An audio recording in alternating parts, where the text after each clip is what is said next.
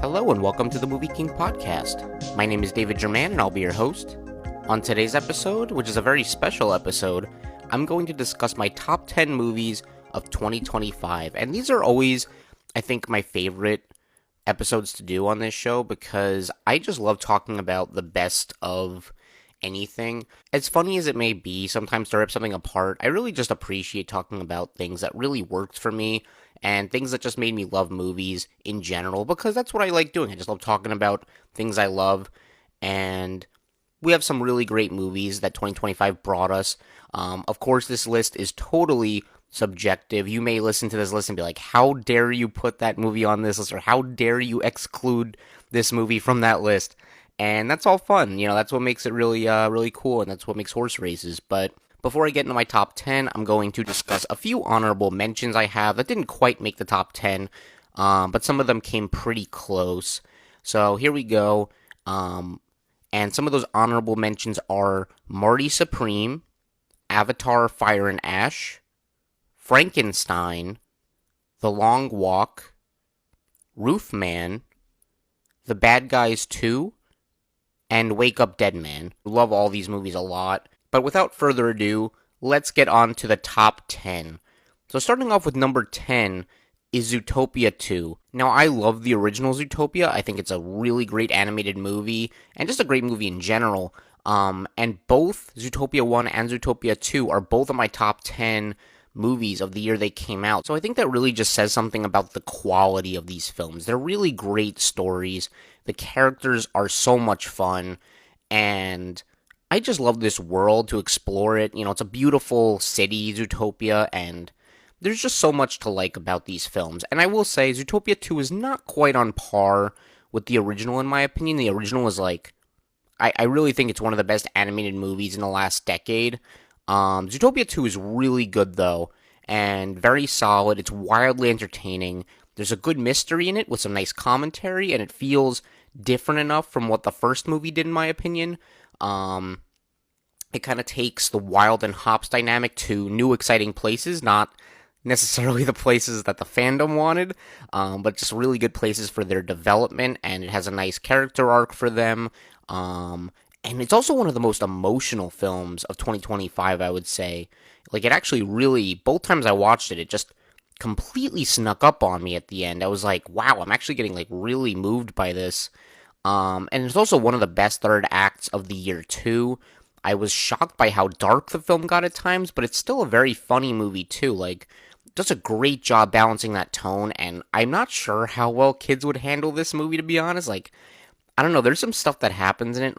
I feel like if I watched it as a kid, I would have been really, scared by it, but that's just me. I mean, I was a sensitive kid, I guess. But it's a really good movie. I would highly recommend Zootopia 2, and I really hope we get a Zootopia 3 very soon. So, moving on to number 9 is a very big pleasant surprise to me, and that is Thunderbolts. Just when Marvel seemed to be losing its thunder, out came the Thunderbolts, and I had extremely low expectations for it. It really just looked like Marvel Suicide Squad to me, just already kind of like a B team. A lot of these characters I didn't care about from other projects, and that's kind of like the big red flag this movie had for me. It was when Marvel was really just announcing a bunch of random projects that didn't seem necessary at the time, Agatha All Along after WandaVision. It had that feeling of we're just kind of greenlighting stuff to make stuff, not because we actually think it's necessary storytelling, and that was when I just thought Marvel was losing its edge a bit, and I just didn't care. Again, a lot of these characters were from, there were side characters in other people's projects, and I was like, I don't really think this is going to be a good movie. I don't really even care much about these characters. The only ones I think I really liked were, Yelena, Red Guardian, and Bucky. But besides them, I was like, everyone else to me, from memory, just kind of, was okay. I thought Ghost was a very weak villain in Ant-Man and the Wasp. I thought Taskmaster was a really bad character in Black Widow. There's just a few others that I just didn't really care for. So my thoughts going into this movie is why is this movie worth watching, and is it even important to the overall MCU? And as it turns out, this movie is important. It is worth watching.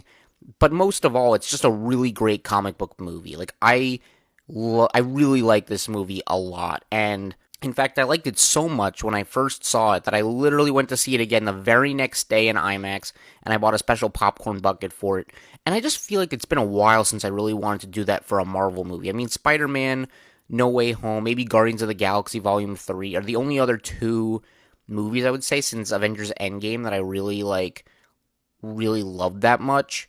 And Thunderbolts is right up there with them. Maybe not quite as much as those two, but as far as originals go, like, because those were, sequels, the final movie in a trilogy. This is like the first movie in, I guess, it's still a spin off kind of, but anyway, it's still more of an original.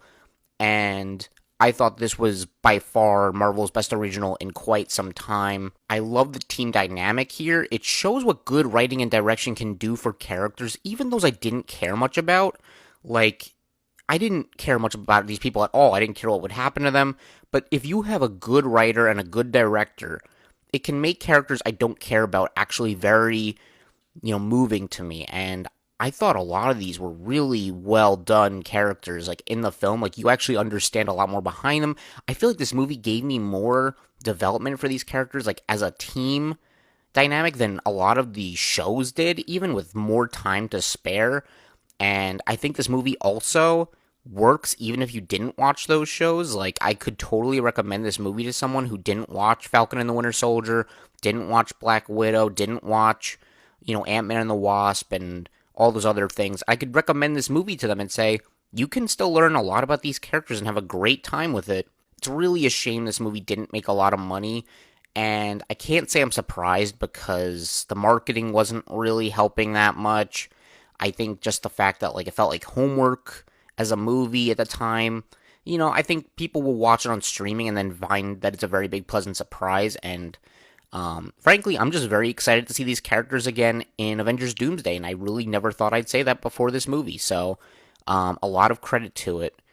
And the cast just has fantastic chemistry, fun banter. The movie's a lot funnier than I expected it to be. But similar to Zootopia, too, this movie's actually a lot darker than I expected it to be. The whole movie is really a look at mental health and how depression consumes people and how we have to work through it together. And the film is just very exciting to watch and filled with great and satisfying moments. It truly is Marvel's best movie in at least 2 years, and it's not even close. So that's Thunderbolts. Coming in at number 8 is F1. It's this year's Top Gun Maverick, very simply put. Even if it's not quite as good as that movie, still very enjoyable. We get fun characters, a safe but solid story, and very riveting racing sequences. This is one of those movies that is made by the racing scenes. Without them, this would have been just decent, but with them, I had such a blast watching it. I understand some people are kind of questioning, like, why this was up for Best Picture. I, at the time, was also kind of shocked it was up for Best Picture, but you know what? Like, it's just such an entertaining movie, and I think it's one of the most rewatchable movies of the year. So I do kind of get it now. Like, and one critic I really like, Sean Chandler, he kind of said, this was, I think, is his number one movie of the year, and he was mentioning about it. It kind of creeped up to number one because, he really liked it when he first saw it, but like when he was putting it on again, he's like, oh, I'll just watch, I'll watch the first 5 minutes or so, and then that scene passed, and he's like, oh, I really like this scene coming up, and the next scene's like, oh, I really like this scene too, and, every scene is just a good scene, and I was thinking about that, and I'm like, that's very true, actually. Like, this movie just, it's one of those films where I think I would just put it on, and, like, I would just probably end up watching the entire movie, because it's so good, it's so enjoyable. Everything on a technical level is great here, and I think the movie would be higher up on my list if it wasn't so formulaic at times. Like, it really just kind of tells a very basic story, and it's very predictable. If it did something a little more original, probably would have been a little better, but when it's done as well as this, I didn't mind too much, and I think it's just such a fun movie, an excellent popcorn movie at that, so I really enjoyed the film. And number 7 is Predator Badlands. Like Thunderbolts, an excellent, pleasant surprise. I had decent expectations for this, so it's not like I didn't expect much out of it. Like Thunderbolts, I really didn't know what to expect out of it. But Predator, I actually, I like the director of it. Like, he made another Predator movie, Prey, a few years ago. I thought was pretty good. Made 10 Cloverfield Lane. Really liked that movie a lot. So I did think it could be enjoyable. I didn't expect it to be great, though. I didn't expect to love it as much as I did. Like, if F1 is a very good movie, this is the first great movie on the list, in my opinion. Like, that was, F1 is like a 4 out of 5. Predator Badlands is kind of inching in a 4.5 out of 5. And I think the lead character, Deck, is so interesting, and the motion capture for him is spot on. The performance is great. This movie has beautiful visuals, strong writing, a lot of very clever choices in it, and I appreciated that the movie kept challenging the characters a lot. Like, it didn't feel easy. It didn't feel like, the mission was ever going to go super well. So I thought that was really good. The movie has fun action and a story that seriously held my interest throughout. Maybe a little bit of a weaker third act than I would have liked. Maybe that's the only thing I would really criticize the movie for. But this is a Predator movie that does things no Predator movie should do. And that's actually what makes it so good. Like, it humanizes a character that's supposed to be alien. And it's supposed to be, like, ruthless and, totally, like, unlikable, doesn't have any soul. But this movie really shows a different side to that type of character and makes you want to root for him. And I thought that was great. That was a really great choice. I want to see this character again. I want to see all the characters in this movie again. But I really thought it was a great movie. And number 6 is a movie that I was super, super excited for. And that, of course, is Superman. And I think the whole point of Superman as a movie is kind of in contrast to Predator, is showing how aliens are deeply human because of their upbringing and having love and support all around them. And Superman over the years has slowly become my favorite superhero. And the movie just gets the characters so right. Like, we had so long with... I love Henry Cavill. I think he was a great Superman. But he wasn't written as Superman should be. He wasn't really the Superman we want. I have nothing against, Henry Cavill as a character. I think even the movies he was in were pretty enjoyable. Like, I am a defender of Zack Snyder's DC films for the most part. So, trust me, like, I don't really enjoy saying, like, that wasn't how Superman should be. But at the time, I was fine with it. Looking back, I'm like, Superman should have been more hopeful than he was. I think that's the whole point of the character, and not doing that was kind of a disservice to him. At least with how slowly they did it. Like, I think Zack Snyder was trying to slowly get Superman to that place. And I think had we continued his universe post-Justice League, I think we would have seen more of that. But it was just too long of seeing depressed Superman. And seeing Superman, though, this way, the way he kind of is, we want to see him, just very hopeful, optimistic, kind to everyone, is so nice to see. And James Gunn puts so much style and love into every frame of this movie. It does feel like his, but it doesn't feel like James Gunn going full James Gunn. Like, he definitely dials it back a little bit. More of the Guardians of the Galaxy, PG-13 James Gunn, which I actually think is when he does his best work, to be honest. It feels a little less, like, unhinged. But this just feels like a comic book come to life. The casting is all spot on. The action sequences are very memorable. And I just had such a fun time watching this movie. It's like, to me, this probably is the most rewatchable movie of 2025 in my eyes. And I've loved it every time I see it. I always feel a sense of hope when it ends. I have a giant smile on my face. And it's not a totally flawless movie by any means, but it's a great example of something that is perfectly imperfect. And I can't wait to see the character again very soon, hopefully in Supergirl. Of course, we'll see him again in Man of Tomorrow. So that's all very exciting stuff. Great time to be a DC fan. So Superman's great. Next up, number 5 is Twinless. I'm still kind of pissed Dylan O'Brien didn't get an Oscar nomination for this movie. He is absolutely stellar in this film. And kind of going off Superman, my thought when Twinless ended is that I think Dylan O'Brien should be cast as Batman. If that happens, bookmark this podcast, because maybe it'll be a good thing. I don't think that's going to happen at all. I actually would be shocked if he does get cast, but if I was running DC, I would absolutely have him audition for Batman. Anyway, he was great in this movie. James Sweeney proves to be one of the biggest up-and-coming talents in Hollywood, and this movie deserves so much more recognition than it got. I mean, not to say that it wasn't critically acclaimed, it absolutely is. But more people need to watch it, and I hope it goes big on streaming or something because it's such a great, pleasant surprise. I didn't know really what to expect from this movie. I went in pretty blind, and I think that made it even better, to be honest. It's a film that takes so many major risks. You never know where it's going to go, but it takes risks that could have tanked the film, and instead they actually elevate it. I've seen movies that make the same types of choices as this, and they never recover, but Sweeney finds this perfect sweet spot to make it work and make it really interesting and compelling to watch and entertaining and all the things you want. It's very funny, it's moving, it's emotional.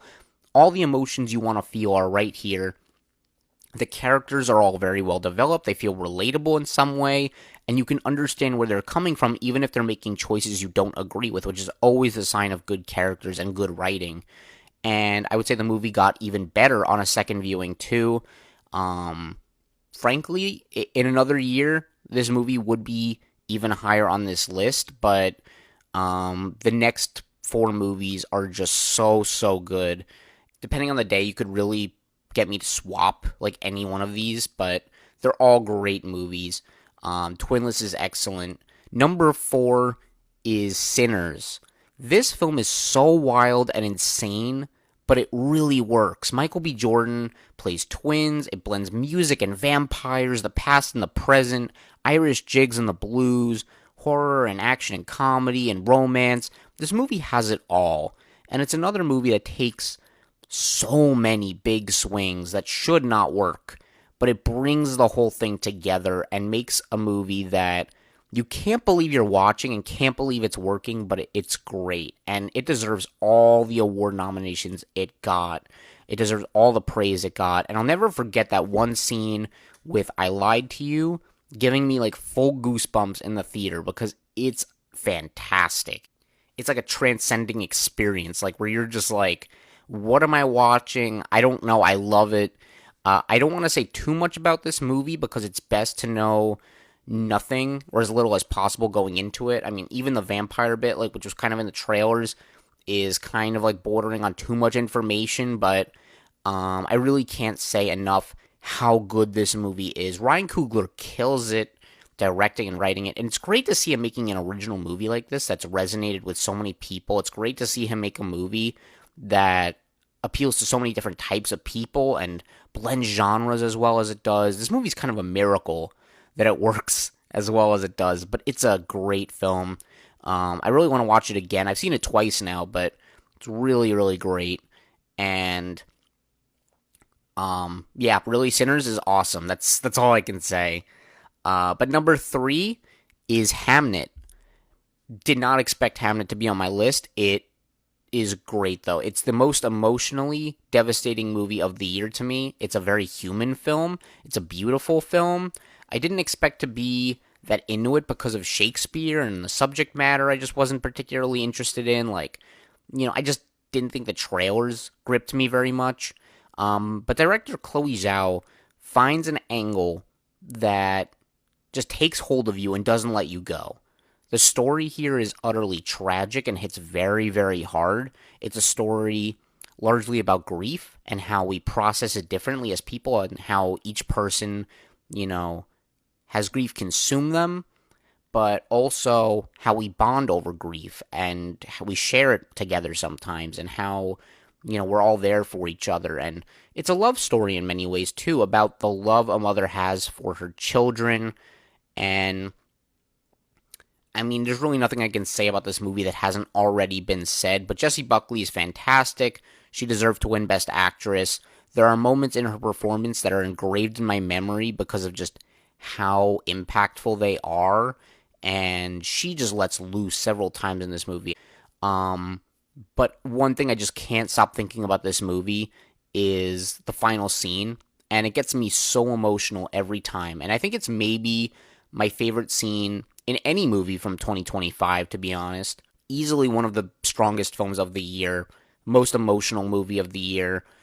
It's excellent. But if you can, this movie's absolutely worth checking out. But going on to my number 2 of the year, we have Best Picture winner, One Battle After Another. Truly Best Picture worthy in every sense of the word. But if you watch this film and went, I don't get it, I wouldn't be surprised, nor would I blame you. This movie is such a specific vibe that won't be for everyone, but oh man, did it work for me. This movie is hilarious, it's exciting, heartfelt, and brilliant. It's very long, but it doesn't overstay its welcome. I think it's very well paced considering how long it is. And the characters are quite memorable. The dialogue is fantastic and very quotable. I feel like this might be the most quotable movie of the whole year, if I'm being honest. The direction is perfect. The story is great. The editing is fantastic. There's always something interesting happening on screen. You're never bored with this movie. It always finds ways to subvert expectations, to keep things moving, and just tell a very satisfying story. At its core, this is a story about a father and a daughter, and kind of what it means to really be family. But it has so much more than that. This movie, and I don't want to sound like a cliche, but this movie is what cinema is all about. It's just like a big budget movie telling a small scale story. Feels big, feels great. It's actually hilarious. It's still moving at the same time. It just kind of touches a little bit of everything, and again, I don't think this movie will be for everyone. I could totally imagine some people I know watching it and thinking like, I really don't know why this won Best Picture. That should not have won. And even at first watch, like, I wasn't totally won over by it. Like, I really liked it, but I wasn't like thinking like, wow, that was a great movie. Like, I was like, that was very good. But the more I thought about it, the more I watched it, I was like, yeah, that's an excellent movie. Like, it went from like probably the bottom of my top 10 or being an honorable mention even to being my number 2 very quickly. And I think that just says a lot about how good it is. It's nothing like anything else you'll get from movies in 2025, and that's part of what makes it so special. It's a film that only gets better with time and rewatching it. And this is one of my favorite Leonardo DiCaprio performances. Chase Infinity is terrific here. Should have been up for an Oscar. I'm sad she wasn't. Tiana Taylor is great. Probably should have won an Oscar if I'm being honest. Benicio del Toro steals all of his scenes, and Sean Penn is on another level entirely with this film. This is a really, really great movie. Absolutely deserving of everything it's gotten, and this one is going to be in the history books for sure. Like, it's a very memorable film.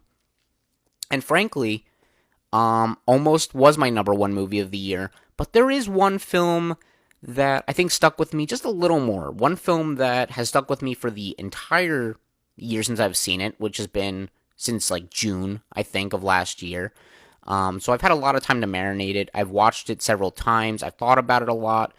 And it's probably the movie on here that people would be least likely to expect unless they know me personally and have heard me talk about it. But that movie is The Life of Chuck. A movie that is definitely a personal pick for me. I am probably one of the only people alive who has this movie at their number 1 of the year.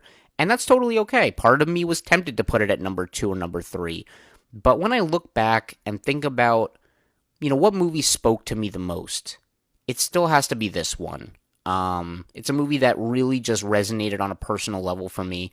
It's a movie about so many things, about life, about love, about overcoming fears, seeing the bigger picture, enjoying the little moments, doing something kind for someone, making their day.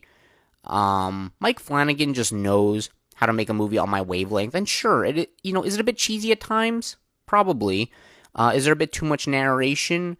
Yeah, but I don't care. I love this movie. I think it's a very brilliant film. The structure is genius. Stephen King, wrote the short story for this, and I don't know exactly how much of an adaptation this is of that, like how accurate it is or how much was added to it.